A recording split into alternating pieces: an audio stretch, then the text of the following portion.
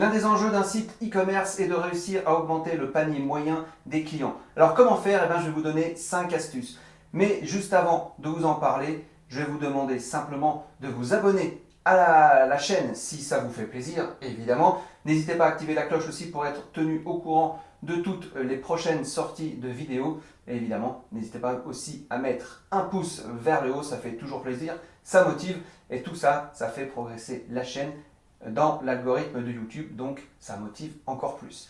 Voilà, je vous laisse quelques secondes pour le faire et maintenant on attaque directement dans le sujet de la vidéo qui est réussir à augmenter le panier moyen des clients avec votre site e-commerce. Alors déjà, pourquoi? La raison elle est simple, c'est gagner plus. Là c'est pareil, à chaque fois je le dis, faut pas, quand on parle d'argent, faut pas que ce soit tabou. Alors oui, je sais, c'est très basique comme raisonnement, mais c'est tellement vrai. On veut gagner plus, c'est pour ça qu'on augmente le panier moyen. Alors c'est quoi l'avantage d'un panier sur un site e-commerce par rapport à un casier de supermarché? Normalement, le panier du e-commerce, on peut le remplir à l'infini. À un moment donné, le supermarché, le casier de supermarché, ça déborde. Donc bon, après, évidemment, vous voyez avec votre banquier.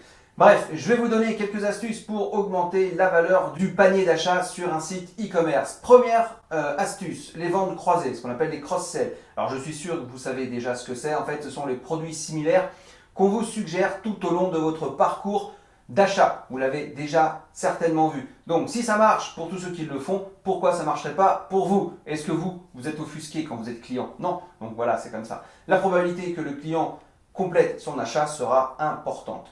Et par exemple, si on prend des places de marché comme Amazon, ils exploitent très efficacement la vente croisée en proposant évidemment des produits connexes en fonction de votre recherche. Et c'est ça la force. Deuxième astuce, les upsells. Alors c'est un cousin de la vente croisée, d'accord, c'est quasiment pareil. Et en fait, c'est dès que le client finalise son achat, vous lui proposez une offre limitée dans le temps qui va l'intéresser. Et en général, une fois sur 3, ça fonctionne. Donc, ne vous privez pas de le faire. Troisième astuce, un avantage en fonction du montant. Ça, on l'a déjà tous vu. Par exemple, à partir de 50 €, les frais de port sont offerts. À partir de 100 €, vous avez 10% de réduction sur un autre produit, etc. Ça, on le voit très très souvent. La quatrième chose, c'est les promotions. C'est très classique. Mais par exemple, 2 objets achetés, vous en avez un gratuit. On le voit également hyper souvent. Quand on fait un drive, notamment pour ses courses, par exemple. Ok, vous achetez 3 paquets de pâtes, vous êtes 4e offert, etc. La cinquième astuce, ajouter des services. Et ouais, selon ce que vous vendez, vous pouvez proposer par exemple une installation gratuite, un guide gratuit, un support gratuit, etc. etc. Évidemment, il ne faut pas que ça vous coûte vraiment trop d'argent. La sixième astuce, c'est créer des packs produits, ça marche super bien ça. Par exemple, je ne sais pas, on est en hiver, vous faites un pack hiver, du sel, une pelle à neige et un grattoir par exemple. Ou si on est en été, pour une piscine, du chlore, une bâche et puis, je ne sais pas, une épuisette.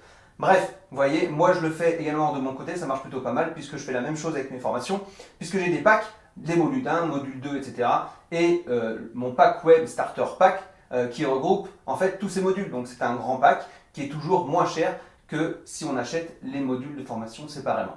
Voilà quelques astuces pour augmenter votre panier moyen. Donc je vous invite vraiment à passer à l'action et regarder ce que vous pouvez mettre en place sur votre site e-commerce. N'hésitez pas à mettre un pouce vers le haut si la vidéo vous a plu, ça vous a permis un petit peu de vous éclairer. Je vous rappelle, c'est des vidéos qui sont très très courtes, un petit nouveau format que je teste.